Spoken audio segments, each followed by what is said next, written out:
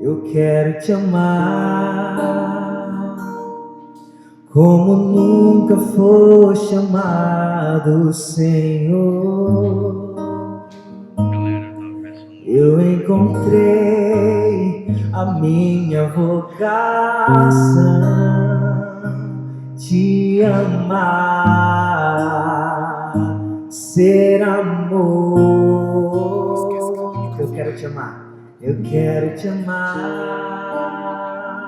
como nunca foi chamado, Senhor. Como ela disse, eu encontrei a minha vocação, te amar, ser amor. Eu quero te amar, Jesus. Eu quero te amar, Jesus. Eu quero te amar, Jesus. Eu quero te amar, Jesus. Te amar, ser amor. Eu quero te amar como nunca foi chamado, Senhor. Eu encontrei a minha vocação, te amar, ser amor. Só as nossas vozes cantando, eu quero te amar,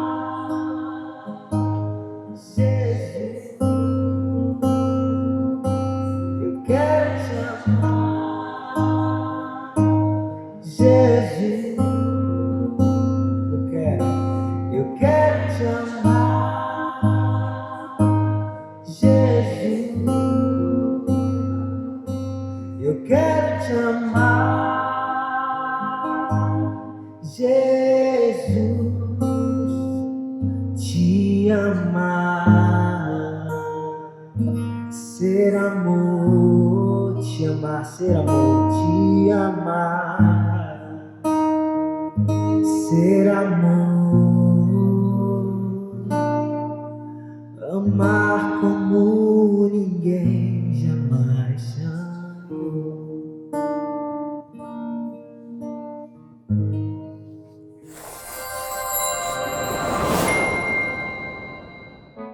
Muito bem, boa noite. Eu quero te amar, é o que nós acabamos de cantar. E de fato, o amor em Santa Teresinha é sempre uma atitude. E a atitude é a atitude da alteridade, né? A atitude de pensar no outro. Então, que Deus, por intercessão dela, nos ajude a amar com atitude. Amém? Bem. Hoje, além da alegria de receber o nosso já conhecido palestrante, nós teremos uma alegria ainda maior, que essa nossa conversa, aliás, a conversa do nosso palestrante com vocês, vai ser uma conversa que vai passar no nosso Pode Crer. Então vocês estão muito chiques, né? Vamos ter plateia. E aí eu quero dar as boas-vindas aos nossos queridos participantes do Pode Crer que nesse momento nos acompanham. Então, muito bem-vindo. Hoje a gente vai começar a falar sobre Santa Teresinha. Muitos de vocês que nos acompanham aí do outro lado, Pode Crer, do lado de lá das câmeras, já tiveram a experiência de receber as relíquias de Santa Teresinha. Nós, aqui em Bertioga, iremos recebê-la nos próximos dias 17, 18 e 19 de setembro. Então, hoje, como preparação prévia para receber as relíquias, nós vamos começar com a palestra do nosso queridíssimo Frei Afonso.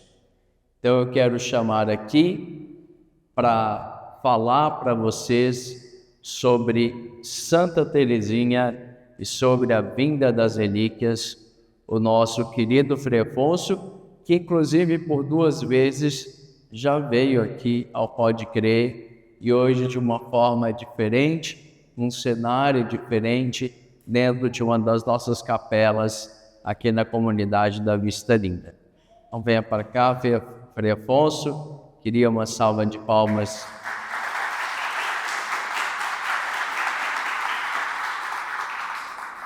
Obrigado mais uma vez por aceitar o nosso convite e espero que o senhor fique, aliás, já está aí à vontade, porque a casa é sua. Boa palestra, muito obrigado, Deus abençoe. Obrigado. Obrigado, Frei Henrique, também obrigado pela presença de vocês aqui. Estive no final do ano preparando para a festa de Nossa Senhora das Graças. Dei alguns encontros lá na São João Batista, Matriz, né? Meu nome é Frei Afonso, sou da Ordem do Carmelo, né? Santo Hábito do Carmelo. Trabalho na paróquia Santa Teresinha do Menino Jesus, do bairro Higienópolis, lá no centro de São Paulo. Então, lá somos 3 frades, né? Tem o Frei Everaldo, o Frei Marcos, que já andou por aqui também, e eu, né? Os 3 mosqueteiros lá na Santa Teresinha. Muito bem, nós estamos aqui preparando para receber as relíquias de Santa Teresinha do Menino Jesus. Pela internet, acho que muitos de vocês já acompanham, porque é fácil, hoje em dia é muito fácil, e uma graça para nós, porque no próximo ano, 2025, nós estaremos celebrando os 100 anos em que Santa Teresinha do Menino Jesus foi canonizada. Por isso, a vinda das relíquias tem como objetivo também preparar o nosso povo, os devotos de Santa Teresinha, para conhecer esta pessoa. Quem é Teresinha do Menino Jesus? Então, primeiro, como a paróquia aqui está aos cuidados dos frades carmelitas, no Carmelo nós temos 5 santas com o nome de Teresa. E aqui é bom não acreditar que todas é uma só, como Nossa Senhora. Os títulos são diferentes, mas a pessoa é uma. Aqui não. Cada Teresa é uma Teresa. Então a primeira, a fundadora da nossa ordem, Teresa de Ávila ou de Jesus. Teresa de Jesus, nome religioso, de Ávila por causa da cidade de Ávila. Essa foi a fundadora que viveu no século XVI. Né? Então essa é a chamada entre nós Santa Madre Teresa. Madre porque mãe fundadora. A segunda Teresa não é conhecida aqui no Brasil, infelizmente. Uma jovem, também carmelita, chamada Teresa Margarida Redi. É famosa na Itália e em outros países, mas aqui no Brasil não ficou conhecida, nem mesmo por nós, frades carmelitas, sabemos muito pouca coisa dela. Uma terceira Teresa é esta que nós vamos falar dela hoje. Maria Francisca Teresa Martin. Maria Francisca Teresa é o nome de Santa Teresinha do Menino Jesus. Foi batizada com esse nome em honra de Nossa Senhora, por isso Maria. Francisca, por causa de São Francisco de Sales, porque ela tinha uma tia que pertencia à ordem visitandina, fundada por São Francisco de Sales. E Teresa, por causa de Santa Teresa d'Ávila. Na família ficou conhecida como a pequena Teresa, né? Teresinha, o nosso diminutivo. Depois vem uma quarta Santa Teresa, que é aqui da América Latina, Santa Teresa de los Andes. O seu nome de batismo era Juanita, mas no convento ficou com o nome de Irmã Teresa do Menino Jesus, mas morreu muito jovem. Ela ficou apenas 11 meses no convento, mas ela já veio toda preparada. Então, no Chile, é considerada a segunda padroeira do Chile. A padroeira oficial é Nossa Senhora do Carmo, mas ela é conhecida lá como a segunda padroeira do Chile. Aqui no Brasil, um pouco, mas também não igualou a Santa Teresinha. E a última Teresa é uma judia, uma filósofa, uma mulher de grandes culturas, que nunca vai ser uma santa popular. Ela vai ser sempre santa para os meios acadêmicos. Ela era judia, nasceu na Alemanha, e com os estudos ela diz que não conseguiu manter a fé judaica da família. Ela dizia que não dava mais. E afirma que passou 10 anos como ateia, mas não antiteísta, não aquele ateu que persegue todo mundo, não acreditava e pronto. Lendo Santa Teresa de Jesus d'Ávila, ela encontra o que ela busca. Mais tarde ela vai dizer assim: eu passei 10 anos no ateísmo, só que eu buscava a verdade, e eu não sabia que buscar a verdade é buscar a Deus, porque Deus é a verdade. E ela se converte ao catolicismo, depois, com o tempo, deseja entrar no mosteiro de clausura na Alemanha. As irmãs colocam muita dificuldade, porque pelo gabarito dela, de Edith Stein, vai dizer, mas vai fazer o quê aqui no Carmelo? Você pode ser muito mais útil para a igreja lá nas universidades do que aqui dentro do convento. A vida fechada, de clausura. E ela concorda com as irmãs, mas não fica convencida. Tanto que depois ela vai dizer para as monjas, olha, o que realiza o ser humano não é aquilo que a pessoa faz, mas aquilo que a pessoa é. Eu estou fazendo muita coisa, mas não estou sendo o que desejo. Com isso, ela dobra as irmãs. Aos 42 anos de idade, entra no mosteiro em Colônia, na Alemanha, e ali leva uma vida, como todas as outras, mas vem a perseguição nazista para com os judeus. É proposto para ela fugir para a Holanda, ela foge, mas a perseguição aos judeus na Holanda torna-se muito mais forte que na Alemanha, e ela é capturada e levada para o forno crematório de Auschwitz em 1942. Ela, no convento, assumiu o nome de Irmã Teresa Benedita da Cruz. Então, nós temos no Carmelo 5 santas com o nome de Teresa.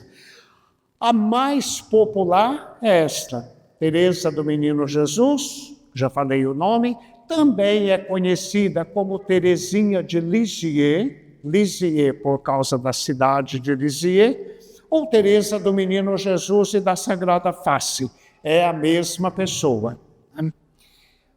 Importante assim distinguir, porque até hoje tem um pouco de confusão.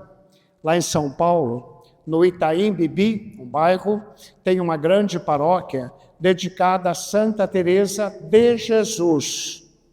Ninguém vai na igreja no dia 15 de outubro, que é o dia de Santa Teresa de Jesus. Mas no dia 1º de outubro, a igreja fica abarrotada, porque confunde as pessoas, né? Lá no céu elas devem dar boas gargalhadas, né?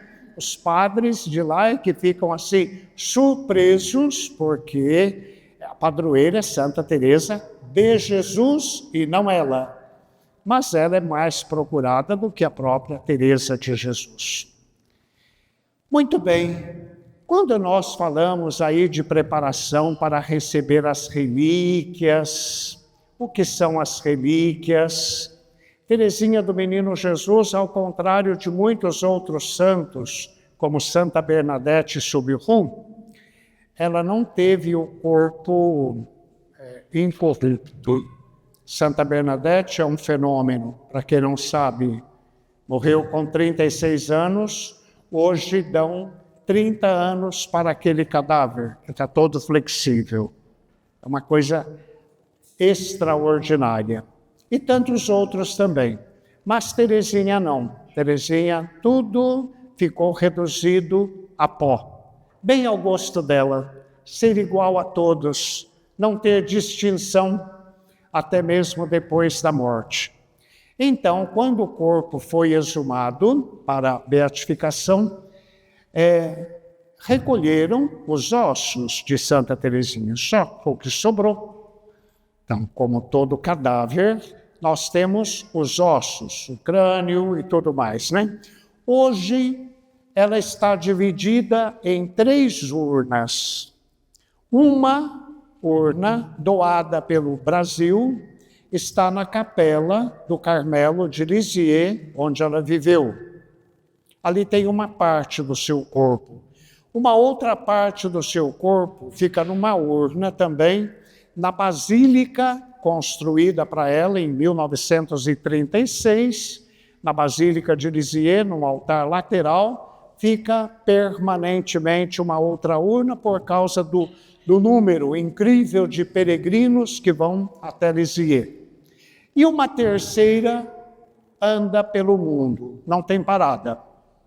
Desde fevereiro, quando chegou, ela está percorrendo o Brasil e no dia 20 de outubro volta para Lisieux, onde tem uma lista de outros países que esperam para receber esta urna peregrina de Santa Teresinha.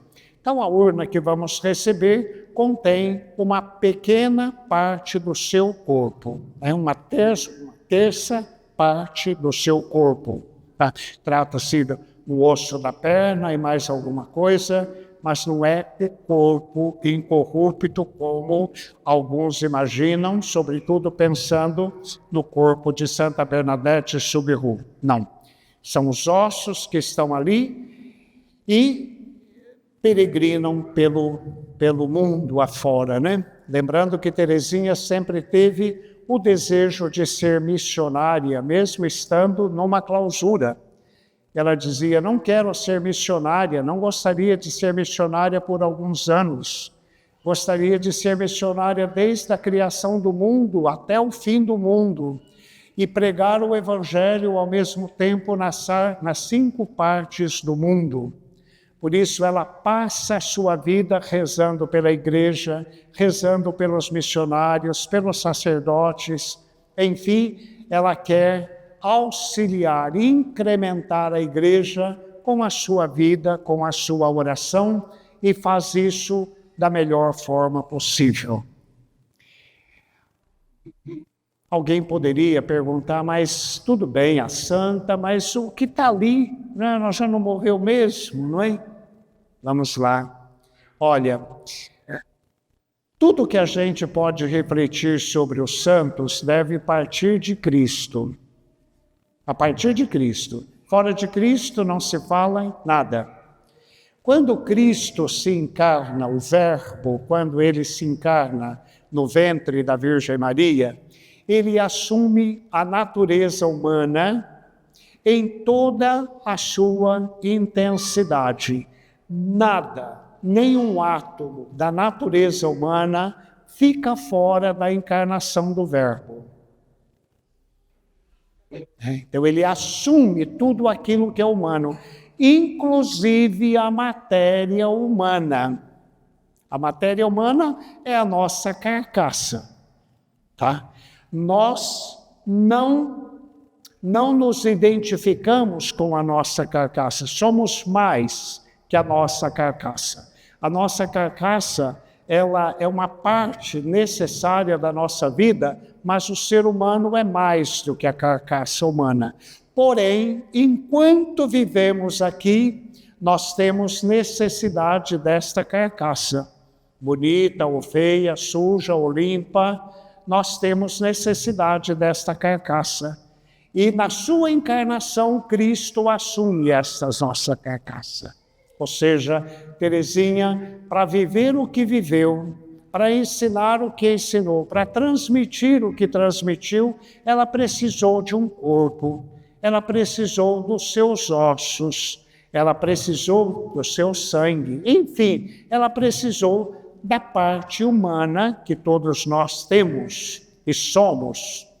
Por isso, o batismo nos consagra por inteiro.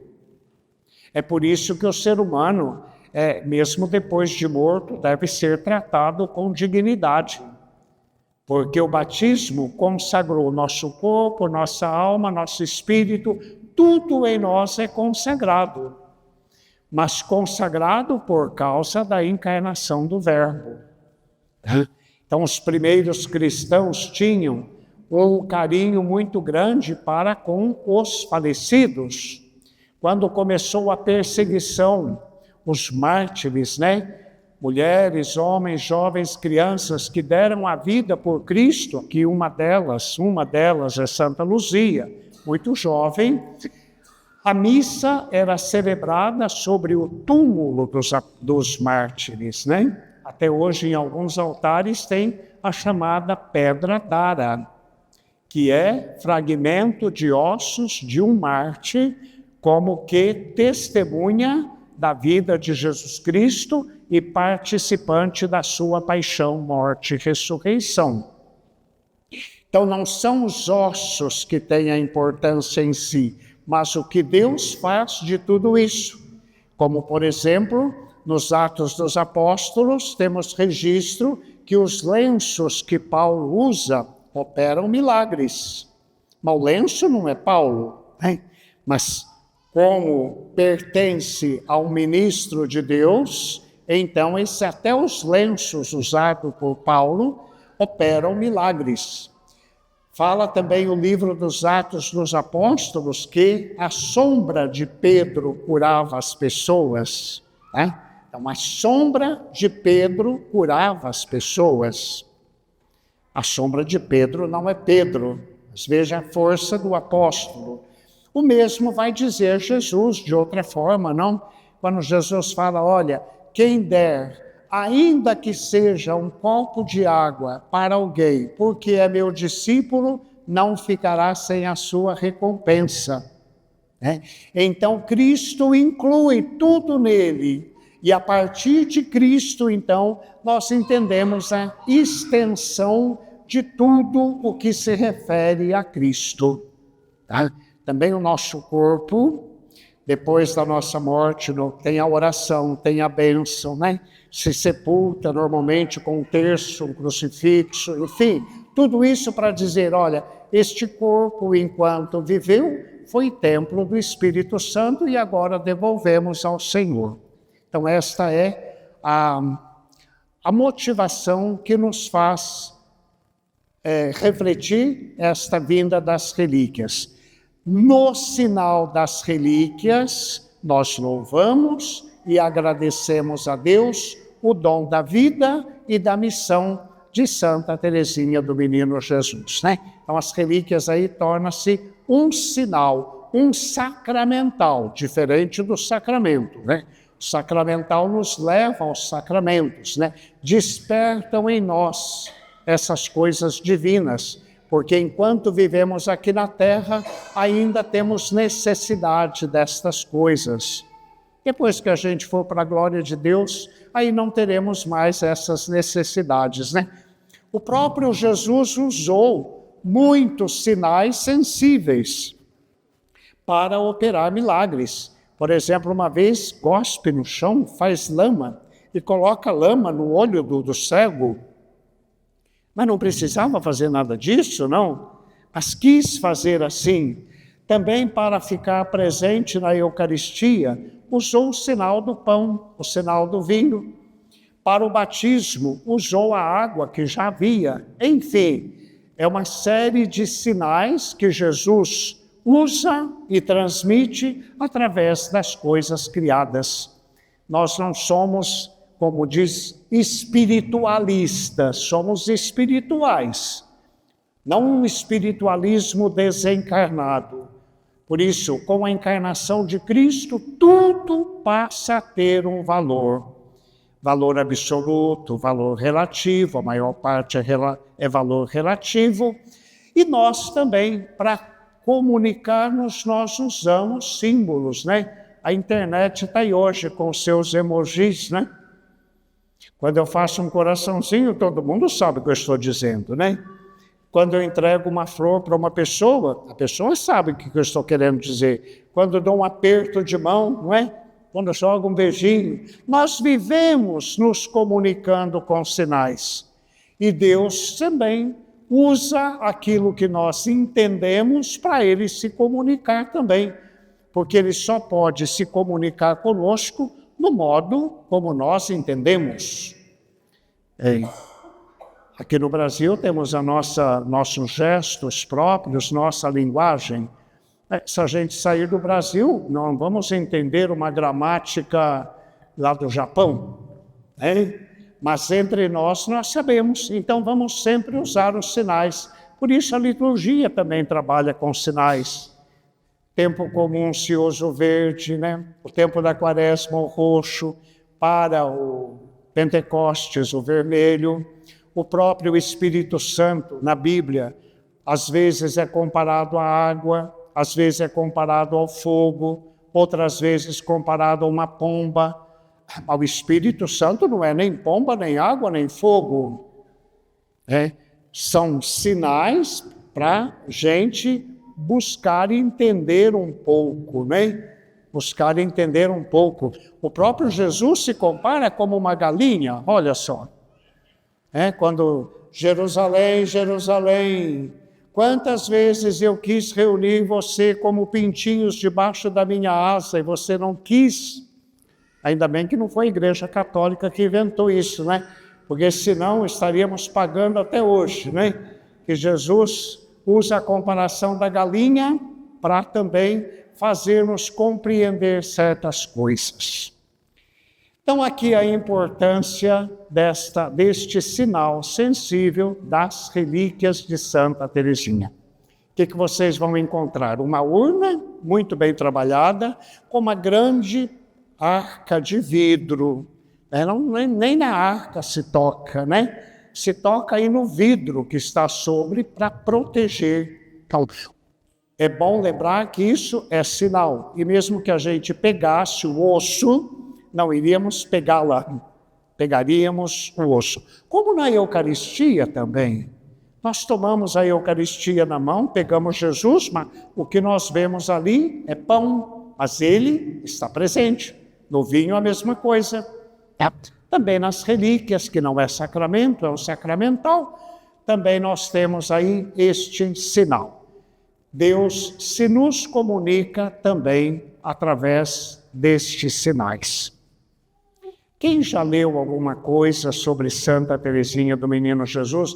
Quem já leu A História de uma Alma? Você? Você.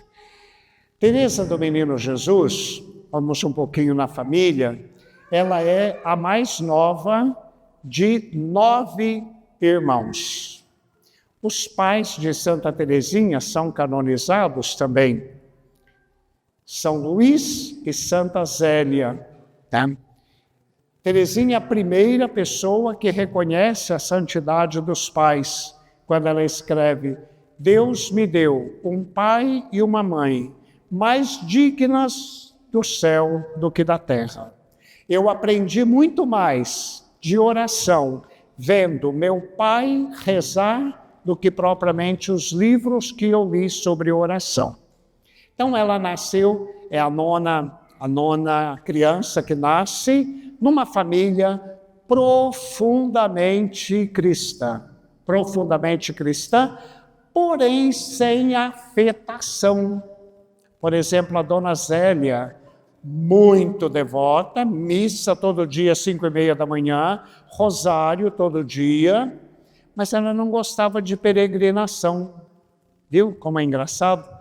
como Deus para cada um tem seus caminhos, né? Ela preferia ficar em casa em oração do que sair de Lisieux para ir no sul da França, em Lourdes, que é o santuário oficial da França, mas criou as filhas todas dentro desta fé levada a sério.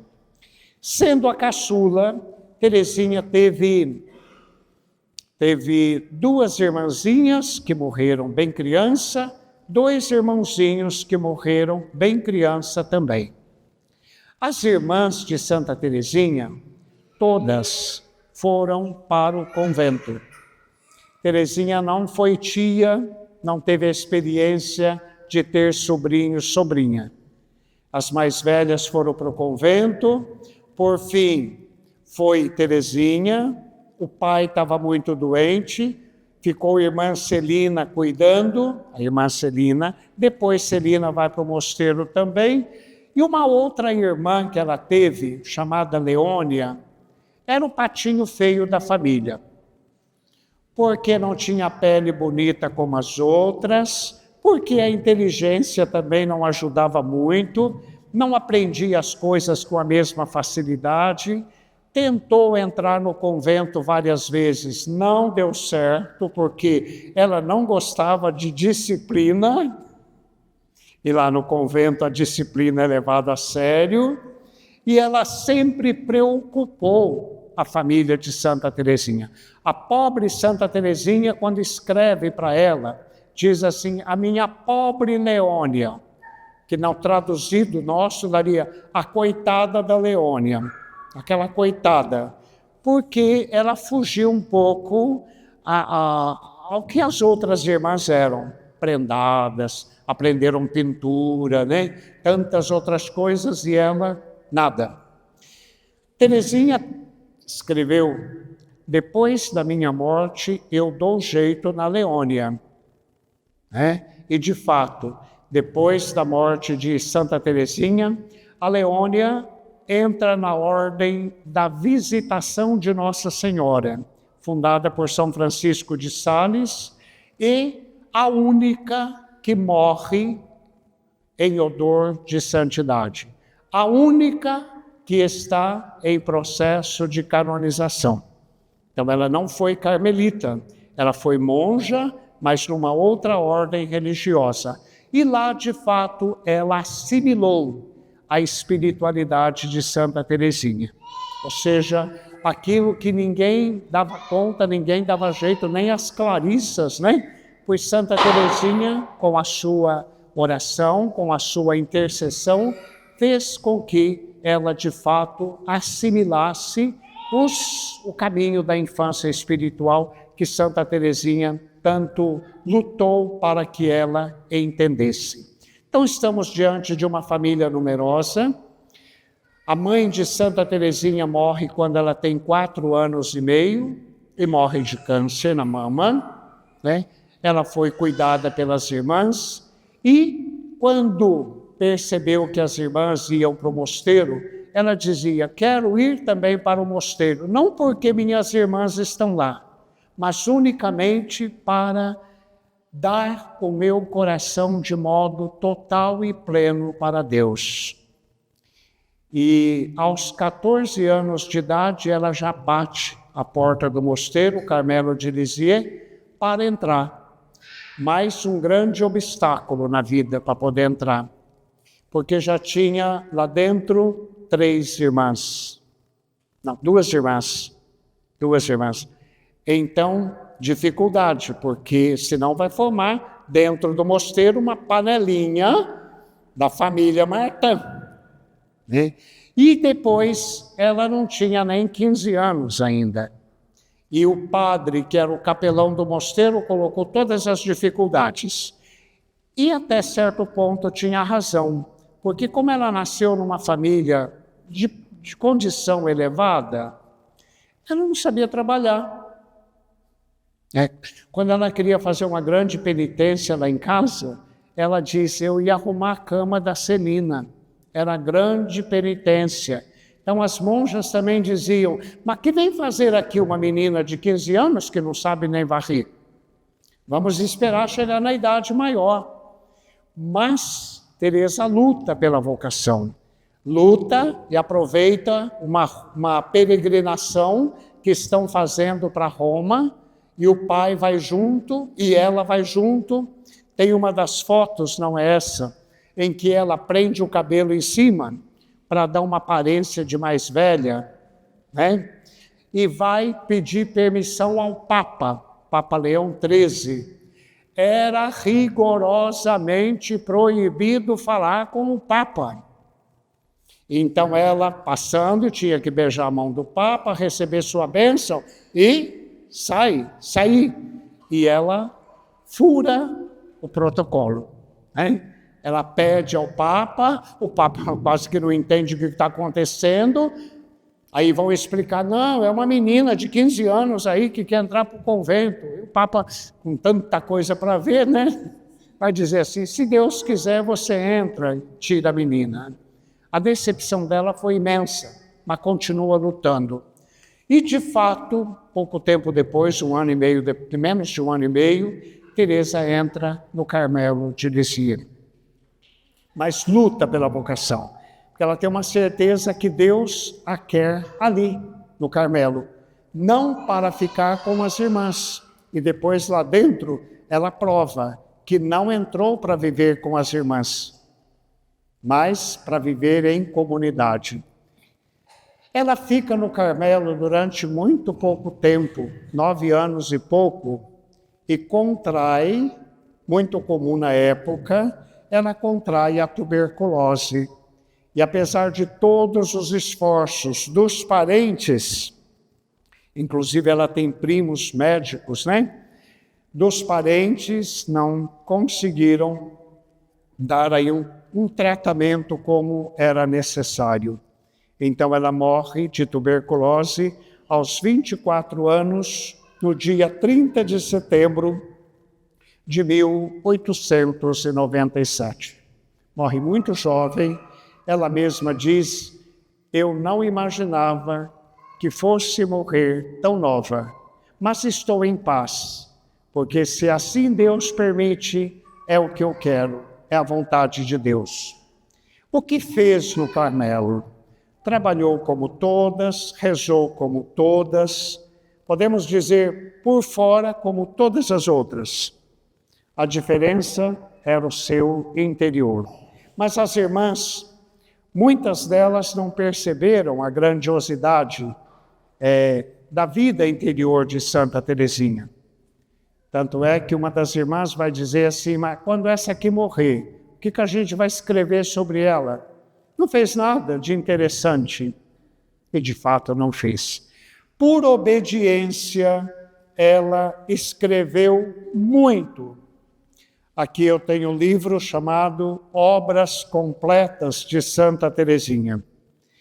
Tudo isso ela escreve em pouco tempo, sem ter tempo. Porque o horário do Carmelo é um horário que não deixa margem para outras coisas, né? Ou está rezando ou está trabalhando. Tem uma hora depois do almoço que é para fazer nada, não se pode nem rezar, e uma hora depois da janta, que elas são livres também. 1 hora.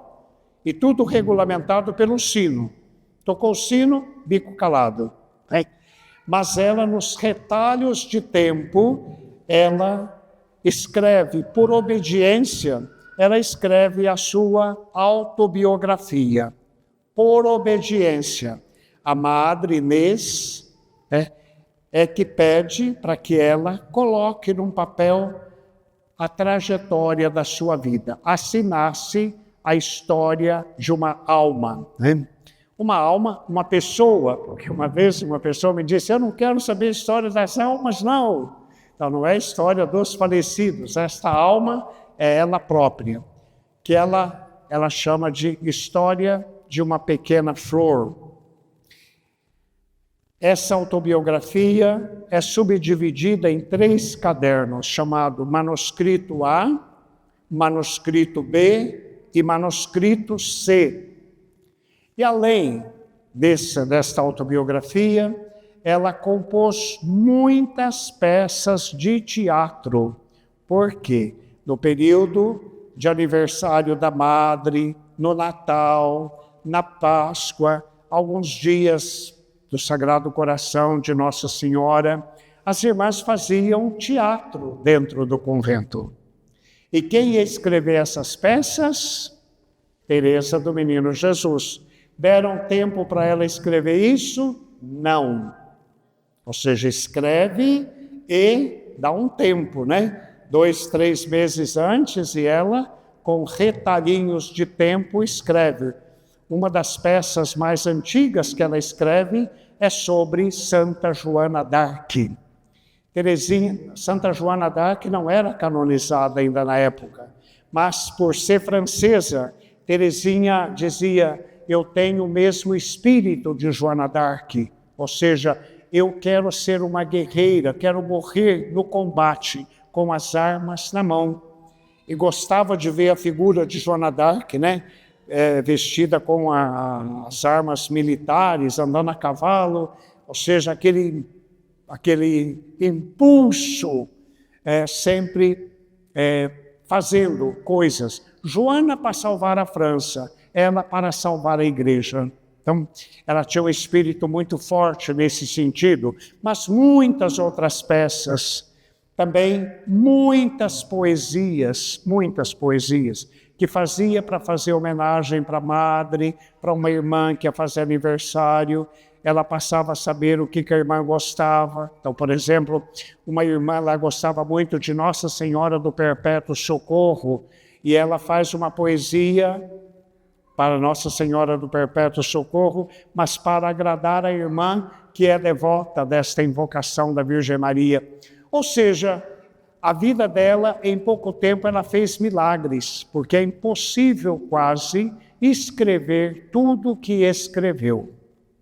Então, ela tem uma bagagem literária imensa. Então, se alguém estiver disposto, depois aí pode tomar nota desta obras completas de Santa Teresinha. A espiritualidade de Santa Teresinha é muito simples, mas é de uma simplicidade muito profunda. Primeiro, é uma espiritualidade centrada na pessoa de Jesus, como cantamos na música do início. Tanto é que na porta do quarto dela, de madeira, descobriram isso muito depois, ela, com um prego muito fundo e fino, ela escreve na porta, furando: Jesus, meu único amor. Ficou gravada na porta, né? Que onde só ela sabia e que depois descobrem. Tudo então para Teresa é Jesus. De fato, como freira, ela escolhe o nome religioso que todos nós temos, né? Não sei se Frei Henrique já falou, nós como frades, as freiras, junto do nosso nome civil, tem um nome religioso quando a gente recebe o hábito. O meu é de Santa Teresinha, Frei Afonso de Santa Teresinha, porque minha vocação veio a partir dos seus escritos, né? Aos 24 anos, não entrei de menininho, não. O Frei Henrique é Frei Henrique da Imaculada e de Jesus, né? Ou de Jesus e da Imaculada. Assim, o Frei Hudson do Sagrado Coração de Jesus, Frei Frites da Mãe de Deus, e assim cada frade tem um nome religioso, que deve ser um pouco o programa de vida da pessoa. E Teresinha escolhe 2 nomes da mesma pessoa: Menino Jesus e Sagrada Face. É Jesus. Jesus na sua infância, Menino Jesus, e Jesus na sua paixão, a Sagrada Face. E ela diz que escolhe esse nome porque é o momento em que, por amor, Jesus mais se rebaixou. Porque uma criança num presépio, uma criança recém-nascida, é totalmente indefesa. E na paixão, então, também é o momento culminante da sua entrega. Por isso não é uma devoção afetada, mas uma devoção que fundamenta as atitudes de Jesus no amor. Tornar-se criança por nós, ter que ser cuidado pela Virgem Maria, por São José, e Jesus na paixão. Então, Teresa do Menino Jesus da Sagrada Face é a síntese de toda a sua espiritualidade, a pessoa de Jesus. Claro que ela nunca vai esquecer do Pai, do Espírito Santo, né? Onde está o Filho, está o Pai, está o Espírito Santo. Outra base, outro pilar, outra coluna da espiritualidade de Santa Teresinha é a Sagrada Escritura, principalmente os Santos Evangelhos. Teresinha e as monjas daquele tempo também nunca possuíram uma Bíblia completa, conforme nós temos hoje. Não havia. Para as mulheres, não. Bem entendido, hein? Para os homens haviam, para as mulheres, não. Claro, a igreja naquele tempo, talvez um pouco de excesso de pudor. Tem livros na Sagrada Escritura que têm uns vocabulários um pouco fortes. Por exemplo, o livro do Cântico dos Cânticos, né? Vai falar de seios, vai falar de tanta coisa. E as mulheres não, e menos ainda as freiras, né? Ouvir coisa desse tipo. O livro de Ezequiel, no capítulo 16, que é um capítulo que nem cito aqui porque é muito forte, o que Deus fala do seu povo. Porque quando o povo vai para a idolatria, Deus chama o povo de prostituta. E aí saem uns palavreados assim muito fortes, viu? Capítulo 16 de Ezequiel, tenham a curiosidade depois de ler. E por tantos outros motivos, as mulheres não tinham a Bíblia completa. Teresinha teve o Evangelho, os 4 Evangelhos, que ela conseguiu de tamanho pequeno e que trazia sempre no bolso do hábito, sempre ali. E a partir do Evangelho, ela então ilumina toda a sua caminhada. Teresinha descobre no Evangelho coisas que até hoje teólogos não descobriram. Então, não é ela, né? É o Espírito Santo, porque o santo não se autossantifica. Eles são santificados. E ela, como procurava, então, ela recebe do Espírito Santo iluminações que até hoje nos deixam assim, meio balançados. Por exemplo, aquela famosa, só para citar um exemplo, aquela famosa passagem que vão dizer para Jesus assim: olha, a tua mãe e teus irmãos estão lá fora querendo te ver. E ele fala: mas quem são minha mãe, meus irmãos, minhas irmãs? Aquele que faz a vontade do Pai que está no céu é minha mãe, meu irmão. A maioria dos cristãos, olha, Maria teve outro filho, então Maria não é virgem. Começa com uma coisa tão... Teresinha não se perde nessas coisas, hein? Ela fala assim: este evangelho faz a minha felicidade, porque eu busco fazer a vontade de Deus. Por isso Jesus me recebe na sua família. Eu sou sua irmã, eu sou seu irmão e eu sou sua mãe. Eu também devo gerar Jesus para as almas, não fisicamente, mas espiritualmente eu devo gerar. Eu sou mãe de Jesus, olha que mistério. Aí depois ela diz para a Virgem Maria assim: eu sou mais feliz que a senhora, viu? As irmãs quase que tem falar para Nossa Senhora que eu sou mais feliz do que ela. E ela fala: mas é verdade, a Virgem Maria pode rir de mim, mas é verdade, eu sou mais feliz do que ela, porque ela não teve uma Virgem Maria para amar como eu tenho. Nossa Senhora não tinha uma Nossa Senhora, ela Nossa Senhora, né? Ela não teve uma Virgem Maria, então eu sou mais feliz do que a senhora perdeu para mim. Ou seja, onde que ela descobre tudo isso? Nos Santos Evangelhos. Tanto é que a poesia 54, a mais longa poesia que ela já escreveu, uma das mais, né? Acho que tem não sei quantos versos. A poesia chama Por que te amo, Maria? Ou seja, Maria, eu te amo, mas quer saber por quê? E ela fundamenta essa poesia todinha no Evangelho.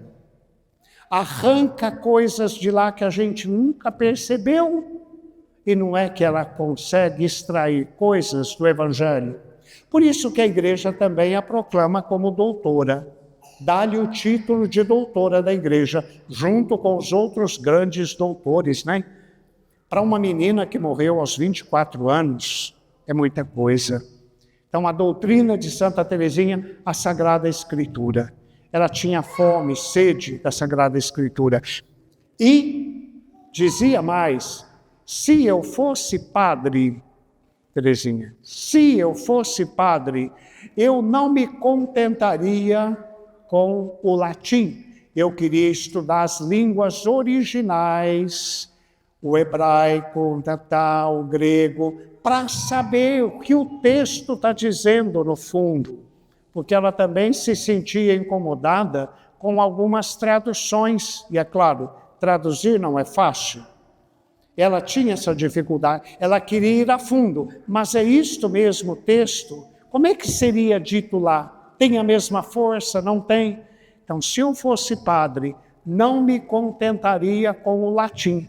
Eu queria pegar o aramaico, o hebraico, o grego, para estudar a palavra de Deus a sério. Muito atrevida, né? Muito atrevida. Por falar nisso, ela amava tanto os sacerdotes, que naquele tempo também ela falava que tinha desejo de ser padre. Até hoje dá problema na igreja, quando sai com esses assuntos, é a ordenação das mulheres, não é? Coitado do Papa, quando sai alguma coisa, depois a internet acaba com ele. Né? Mas Teresinha disse isso, eu gostaria de ter sido sacerdote para pregar sobre a Virgem Maria. E ela é crítica aqui, viu? Porque ela vai dizer, porque todos os sermões que eu ouvi sobre a Virgem não me agradaram. Hoje temos a homilia, não é? Naquele tempo não era homilia, era o sermão. Havia um púlpito, o padre ficava lá em cima, não é? E apontava para os outros. A homilia não. A homilia todos estamos incluídos. O sermão não. Lá de cima, né, nós que somos mais adiantados, lembramos as igrejas grandes com o púlpito lá em cima, de lá o padre pregava. E ela dizia, nunca um sermão sobre a Virgem Maria me agradou. Porque falam das virtudes da Virgem e ficam nisso. Está certo falar das suas virtudes, ela não nega, das suas prerrogativas, mas tem que falar que ela viveu de fé como nós, tem que falar que ela sofreu, tem que falar que concebida sem pecado, mas ela não entendeu tudo que o que Jesus dizia, o que o anjo disse, e de fato, por 2 vezes, o Evangelho fala que ela não entendeu o que estava se passando. E quando não entendia, meditava no coração as palavras e os acontecimentos. E ela vai dizer mais, dia desses, um sermão sobre Maria, falou que a glória de Nossa Senhora é tão alta, tão luminosa, tão grandiosa, que ofusca o brilho de todos os outros santos. E ela faz essa reflexão, que tristeza, meu Deus, a mãe que ofusca o brilho dos filhos, mas é exatamente o contrário, o brilho da mãe realça o dos filhos, não inibe. Então veja, que mesmo sendo freira de clausura, não engolia tudo que vinha por aí, não. Sabia pensar, sabia avaliar e, sobretudo, sabia jogar a luz do Evangelho sobre tudo que ouvia. Então, o Evangelho foi o centro da sua vida. Ela mesma escreve, né? Me basta o Evangelho. Jesus, passando pelo mundo, no seu Evangelho, eu sinto o perfume da sua vida. E em todas as situações, olhando para o Evangelho, eu sei para que lado correr. Então, a sua vida toda iluminada pelo Evangelho. Uma outra nota da espiritualidade de Santa Teresinha é a caridade. Mas aqui, a caridade como ágape, o amor prático. Nós todos ainda somos muito sentimentais quando falamos de amor. Achamos que para amar alguém, a gente precisa sentir uma certa atração, um certo arrepio, uma certa empatia, não é? Muito sentimentais. E Teresinha nos lembra que o amor, ele é atitude. Eu escolho amar. Por isso, como cristãos, nós podemos amar alguém, mesmo quando eu não gosto da pessoa. Não gosto, vamos supor, sinto antipatia. Ou uma pessoa me fez o mal, mas eu não preciso pagar o mal com o mal. Porque o mal não se faz sozinho, eu decido fazer tanto bem quanto mal. E Santa Teresinha vai dizer aqui, o que nos salva de fato é o amor. Porque em última análise, no fim da nossa vida, nós vamos ser medidos pelo amor. Amou ou não, mas o amor concreto, o amor prático. Quando faço casamento lá em São Paulo, que tem alguns casais, né? Eu gosto de escolher aquele texto de São Paulo, sabem qual, né? Que fala assim, mulheres, sede submissas aos vossos maridos. Foi o evangelho do domingo, foi São Paulo. Mas depois, o que é que São Paulo fala para os maridos? Maridos, amai as vossas esposas como Cristo amou a igreja. E como foi que ele amou-nos? Olha a cruz lá, ó. A cruz sempre vai ser um desafio para nós. Mais do que a cruz, o crucificado. Né? O que é mais fácil? Ser submissa ou amar como Jesus amou? As duas coisas é um desafio. Mas Jesus não nos amou fazendo declarações românticas, arrepiantes. Ele nos amou dando-se, entregando-se, como faz até hoje na missa, entregando-se, estando para ser entregue, renovando aí a sua paixão. Pois Santa Teresinha vai por esse caminho. E só para ilustrar essa situação da vida dela, claro que no convento tem de tudo, lá estão os santos anjos, mas as pessoas são de carne e osso, hein? Entra-se homem, entra-se mulher num convento. E é claro que as afinidades e as antipatias são comuns, como numa família. É comum encontrar, às vezes, irmão que tem antipatia pelo irmão. E às vezes a pessoa nem escolhe. Até sofre com isso, ou às vezes tem uma simpatia muito elevada também. Nosso problema é o seguinte, se deixar levar por uma coisa ou por outra. Se eu tenho simpatia por ele, eu viro um grude. E se eu tenho antipatia por ela, eu não quero nem ver. Conversão da mente precisa aqui, né? Nem uma coisa, nem outra. Né? E Teresinha tinha antipatia por algumas irmãs. Isso é muito consolador para nós. Porque tinha irmãs que, coitadas, né? A memória não é que ajudava muito, não. Tipo a irmã Marta. Como elas tinham 2 horas por dia para conversar, como já falei, 1 hora depois do almoço e 1 hora depois da janta, onde Teresinha deveria procurar as irmãs para conversar? Deveria ser as irmãs dela, né? Porque são irmãs de sangue. Então, natural era ela procurar as irmãs de sangue. Que fazia Santa Teresinha? Ia procurar as irmãs por quem ela tinha antipatia. Alguém pode dizer, mas não foi falsa, não? Não seria melhor dizer, eu não gosto de você, não. Aí ela pararia no instinto animal. A razão nos distingue do animal. Ela dava um salto, ia conversar com as irmãs que ela não gostava, sentia antipatia. Tanto que as irmãs de sangue pressionaram depois. Mas nós que te criamos, você nunca vem conversar conosco. Mas é que as outras, as antipáticas, nunca ninguém procurava elas para conversar. Nunca, coitadinhas, ficavam lá num canto. E Teresinha dava esse salto. Teve uma delas, Teresa de Santo Agostinho, que era mais doentinha na cabeça, sabe? Intragável. Que um dia perguntou para Santa Teresinha: ô irmã Teresa, o que é que você vê de bom em mim? Que você sempre me procura, todo dia me procura. O que eu tenho de especial? E Teresinha, não, eu fico feliz quando te vejo feliz. Só aquela capacidade humana, antes de tudo, de esquecer de si para dar alegria aos outros.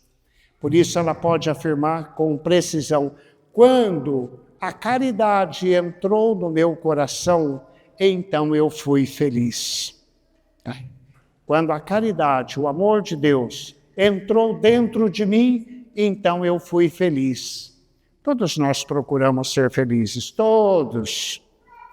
Quem sabe, muitas vezes de modo muito errado.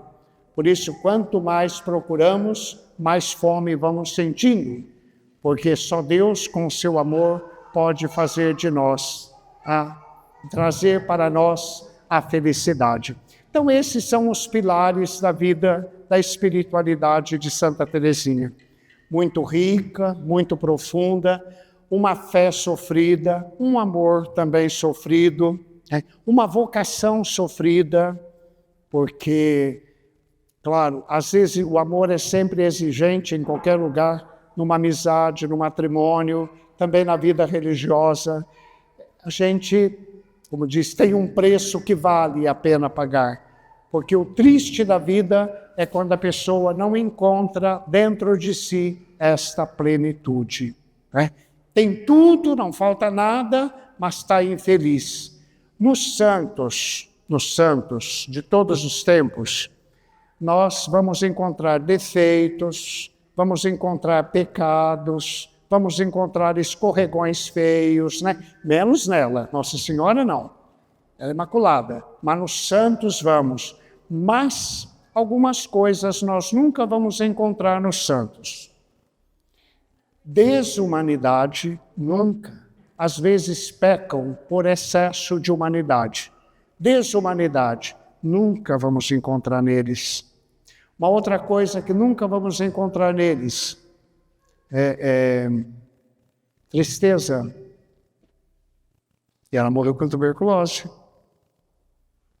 Mas nunca vamos encontrar tristeza. Vamos encontrar situações em que a pessoa sofre. Mas eles vivem esta alegria, que não é a alegria da risada fácil, é o gáudio, aquela alegria profunda que tem lugar até para o sofrimento. Até para o sofrimento tem lugar. E não vamos encontrar pessoas nos santos, pessoas idealistas. Vamos encontrar pessoas com ideal, mas com os pés muito no chão. Isso Teresinha aprendeu com Santa Teresa de Jesus.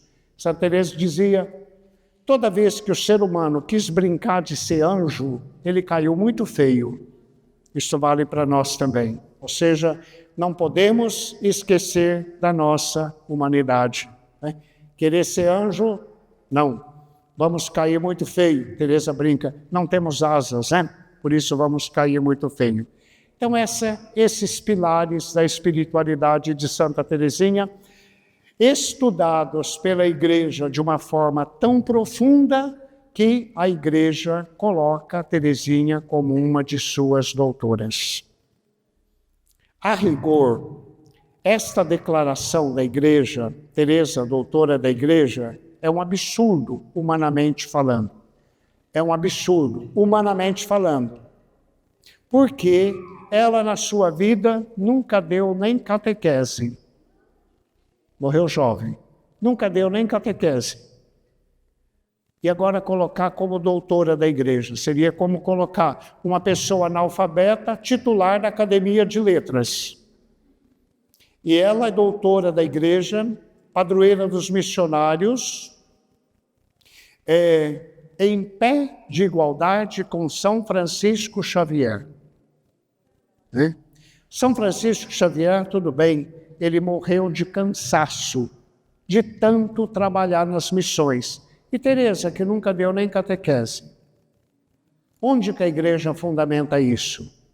A igreja fundamenta isso no fato de, isso é válido sobretudo para nós padres, mas também para aqueles que trabalham na pastoral, que a evangelização não é marketing. Na evangelização usamos elementos do marketing, mas a evangelização não é marketing, não é propaganda. Porque quem faz a evangelização é o Espírito Santo. O Papa pode fazer discursos emocionantes, mas se o Espírito Santo não toca o coração de quem está ouvindo, todo aquele entusiasmo passa. E nós somos levados por entusiasmo mesmo. Quando o Papa vem, aquela multidão atrás do Papa. E depois, ou seja, quem faz a evangelização é o Espírito Santo. São Francisco Xavier, fez com que a igreja crescesse. Teresa do Menino Jesus fez com que a igreja fermentasse com a sua oração. Por isso, todos nós somos missionários, de formas diferentes, cada um na sua vocação. E somos missionários, antes de tudo, pela oração. É a oração que vai fazer com que o Evangelho seja difundido, seja multiplicado até os confins da terra. Então, doutora da igreja, padroeira dos missionários, sem nunca ter dado nem catequese. Né? Como repito, humanamente falando, nada a ver. Mas, dentro da evangelização, dentro da lógica de Jesus, ela foi aí a grande Maria que derramou o perfume, o bálsamo nos pés do Senhor. Então, nenhuma oração é perdida. Mesmo quando rezamos sozinhos, escondidos, estamos sempre em comunhão com a igreja e alguém, pela graça de Deus, está se beneficiando da nossa oração. Eu penso que esta minha reflexão, não sei por quanto tempo falei, uma hora, teria tempo para algumas perguntas? É possível? Sim. Umas 3, 4 perguntas, né? Porque todos não vai dar, né? Mas alguém poderia, se quiser, vamos selecionar aí umas 4 perguntinhas. Se eu souber responder, eu respondo. E se eu não souber, eu digo que eu não sei, pronto. Qual foi o tempo do processo para a canonização dela? Você sabe dizer? Teresinha foi muito rápido. O povo não deu sossego até que não viu Teresinha canonizada. Ela morre em 30 de setembro de 1897. Em 1923, ela já está beatificada. Tá? O processo foi muito rápido. O que a madre pediu para ela escrever por obediência foi publicado. E esta publicação foi uma bomba no mundo. Conversões assustadoras. O Carmelo de Lisieux se viu bombardeado de tanta correspondência, que não tinham tempo para mais nada. Tá? Então, foi assim, ascendente, foi de baixo para cima esta pressão do povo para com Roma. Tá? Aí é claro, né, o Papa manda investigar, vamos estudar, mas todos os papas, depois de Leão XIII, todos eles foram muito, muito devotos da irmã Teresa do Menino Jesus. Para se ter uma ideia, a nossa igreja no Rio de Janeiro, lá na Tijuca, começou a ser construída para ser dedicada a Nossa Senhora do Carmo. No meio dos trabalhos da construção, a pressão do povo para mudar a padroeira. Ela passou a perna até na mãe dela. Não, o povo queria uma igreja para a irmã Teresinha, a serva de Deus, irmã Teresa do Menino Jesus. E o bispo acabou concordando, porque o bispo da época recebeu uma graça extraordinária por intercessão de Santa Teresinha do Menino Jesus, que não foi difícil fazer com que os frades mudassem de ideia, né? E o bispo dizia, no Rio de Janeiro já tem várias igrejas dedicadas a Nossa Senhora do Carmo, a antiga Sé, inclusive, era do Carmo. Então essa vai ser para Teresa do Menino Jesus. Quando a Teresa foi canonizada em 1925, a igreja já estava pronta, esperando a canonização para introduzir a sua imagem lá no altar-mor, como se fazia naquele tempo. 2 anos depois, em 1927, o Papa da época eleva a nossa igreja à categoria de basílica, né? É a primeira igreja do mundo dedicada a Santa Teresinha e a primeira basílica do mundo dedicada a Santa Teresinha do Menino Jesus, lá pertinho do estádio do Maracanã, na Tijuca. Mas então, foi tudo muito rápido, mas por força do povo, né? O povo. As rosas, de onde vem a tradição? A questão das rosas, né? Olha, na imagem tem fotografia dela segurando o crucifixo com as rosas. As rosas em Santa Teresinha são símbolos. Teresinha é mais do que rosa, né? Então, foi no refeitório do convento.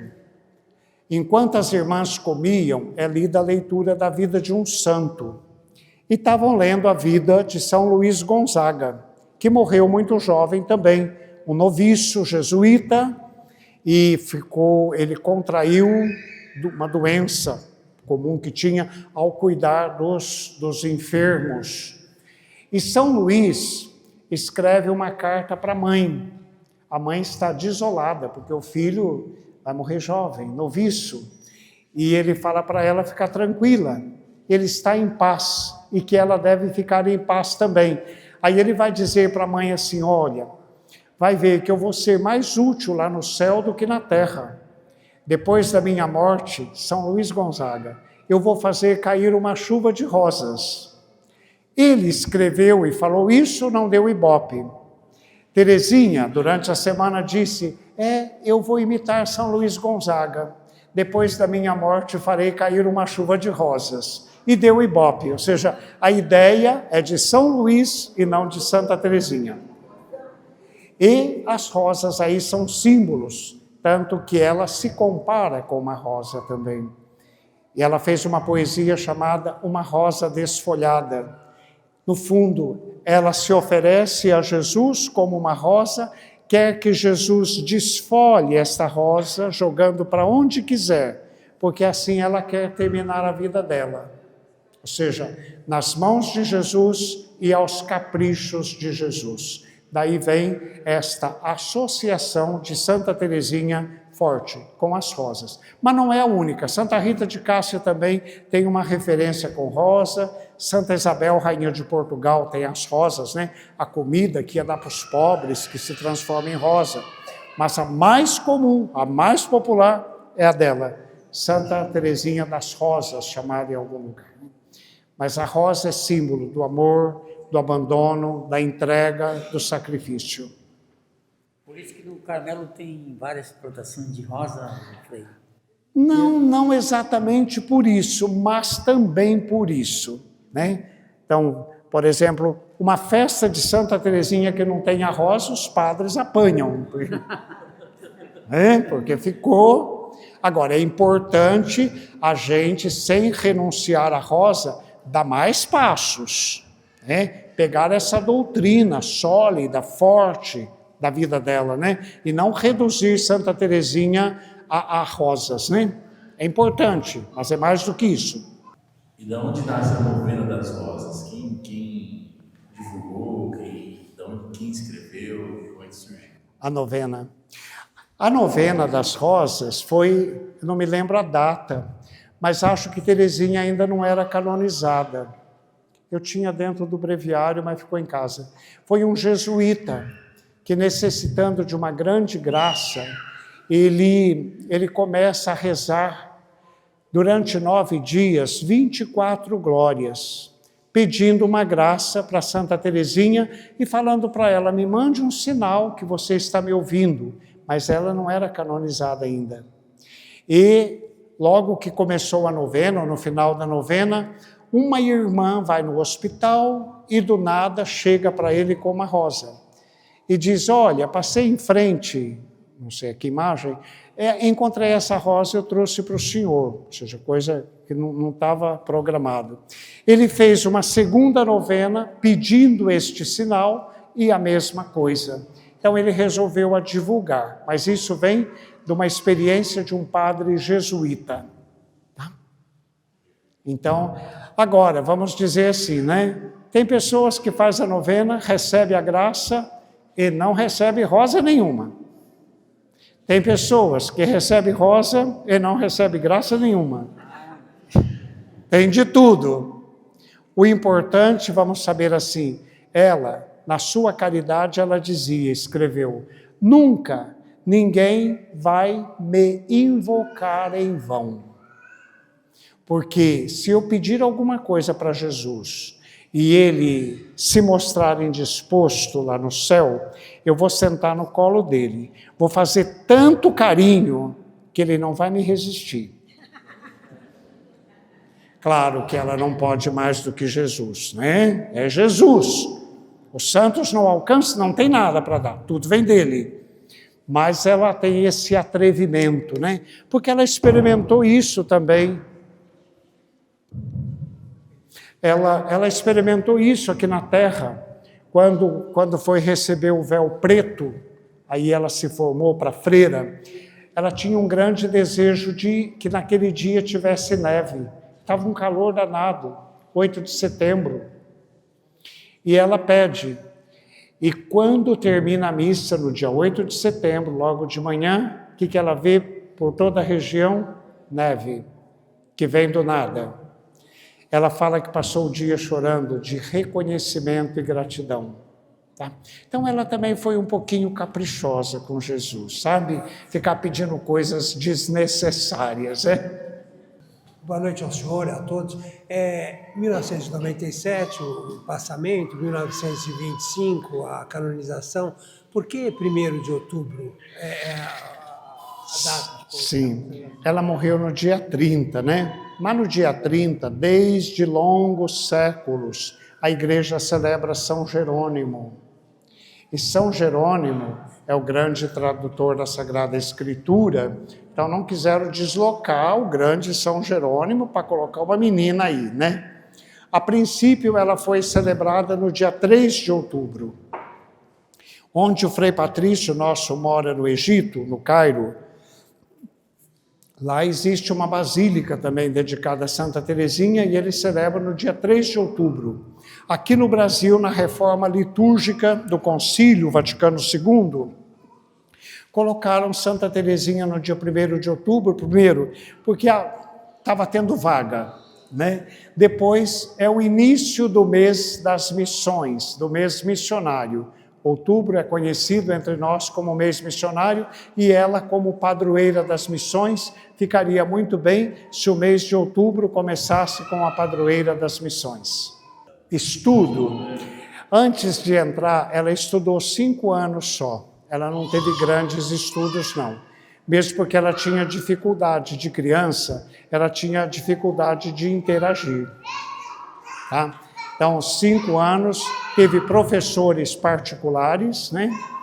E no convento, no Carmelo, não tinha estudo acadêmico, né? Ali era só estudo sobre a liturgia, sobre a espiritualidade da ordem. A Teresinha estudou muito pouco, 5 anos. Daria mais ou menos o que o nosso elementar. Então, não teve grandes estudos. Ela tinha uma inteligência nata. Então, aprendia as coisas com muita facilidade. Mas, por exemplo, quando foi estudar na abadia das beneditinas, ela não interagia com as crianças, ela não sabia brincar. Teresinha de criança tinha suas dificuldades, que ela vai dizer, era necessário me amar muito para ficar perto de mim. No fundo, eu era uma chata. Então, para ver como a graça age também nas pessoas, como a graça pode mudar as pessoas, né? Tem que lembrar que ela era caçula. E na casa dela estava numa redoma, vamos dizer. Tudo girava em torno da Terezinha. Então, de repente, uma brincadeira diferente, uma postura diferente, uma palavra diferente. Então, era meio assim, bichinho do mato, vamos dizer. Estava fora do seu habitat. Ela teve muitas dificuldades na abadia, mas estudou, né? Tanto é que o vocabulário dela é bastante rico, o vocabulário. Não é como o meu, que vai dizer e daí, e daí, e daí, e daí. Né? Não, dela não, ela tem um vocabulário elaborado. Então, assim nós vamos concluindo. O Frei Patrício escreveu esse livro muito prático, chamado Eu, Terezinha do Menino Jesus. É o nosso Frei Patrício que escreve, mas é como se ela, Teresa do Menino Jesus, estivesse conversando com a gente. Então, ao invés, a gente fala, ela nasceu em Lisieux no dia 2 de janeiro. Eu nasci em Lisieux no dia 2 de janeiro. Olha, minha mãe se chamava, e assim ela mesma se apresenta. Frei Patrício colocou ela mesma se auto-apresentando. Esse deveria ser o básico para qualquer outro livro, né?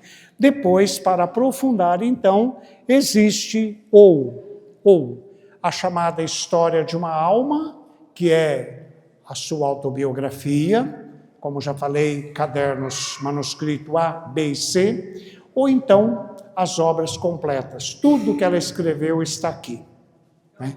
Tudo que ela escreveu está aqui. Mas talvez sem uma introdução fica difícil. Por exemplo, ela quando se dirige às suas irmãs mais velhas, sobretudo a Inês, ó minha mãe, aí pensa, mas que mãe que ela está falando? É porque a irmã Inês é madre, tá? Então, às vezes, para uma pessoa que não leu a introdução, quando ela fala, ó minha mãe, ela está falando de quem? Da mãe dela, que já morreu, da Virgem Maria, de quem que ela está falando? Não, nenhuma das duas. Ela está falando da irmã, que é madre, que no costume da época até hoje é assim, chamar de minha mãe. Tá? Também certos vocabulários. O manuscrito A pode dar um pouco de dificuldade, porque, tadinha, ela escreve para as irmãs. Ela nunca pensou de vender livro.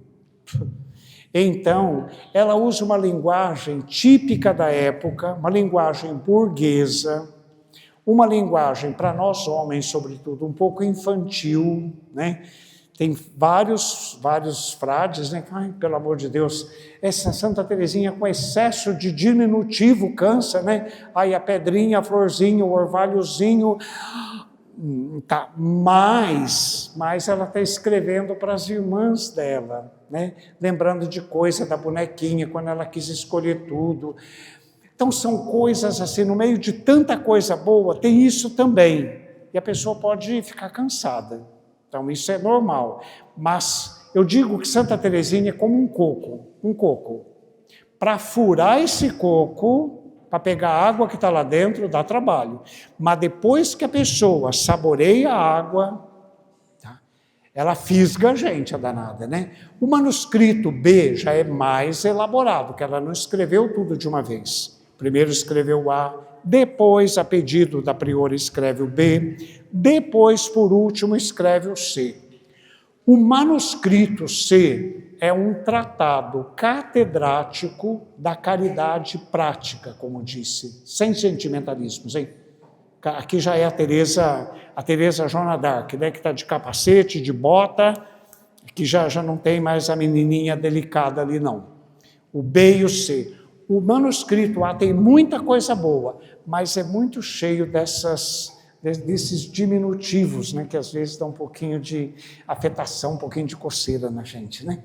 Mas esse aqui vale a pena, de fato vale a pena. Então, assim terminamos. Muito obrigado pela paciência de todos. E o que refletimos aqui vai ser refletido nas outras comunidades também. A mesma coisa, porque o irmão aqui perguntou se seria continuação. Não. Ótimo. Então, nas 3 comunidades será a mesma reflexão. Isso evita, né, às vezes, a pessoa de ir até mais longe. Então, vamos terminar com a oração do Pai Nosso.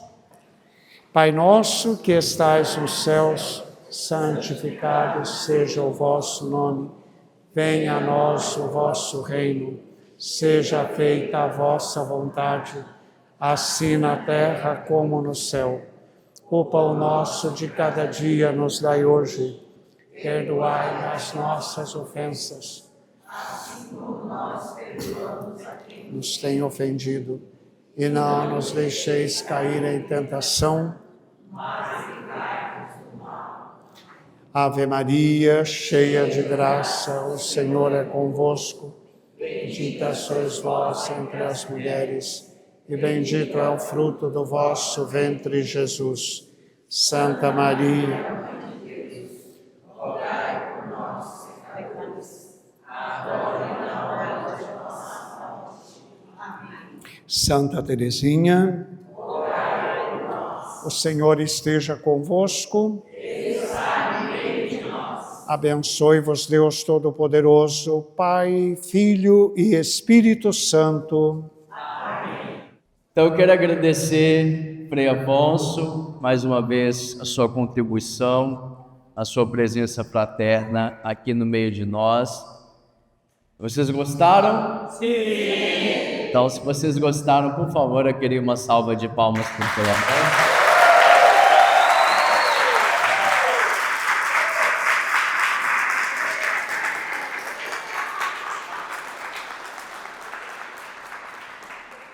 Bom, imagino que você em casa também deve ter gostado. Um grande abraço e semana que vem nos encontramos. Não esqueça de se inscrever no nosso canal, ativar o sininho para receber notificação de novos vídeos. E mais uma vez eu agradeço o carinho de todos vocês que têm nos acompanhado no Pode Crer. Muito obrigado e até semana que vem. Beijo, tchau!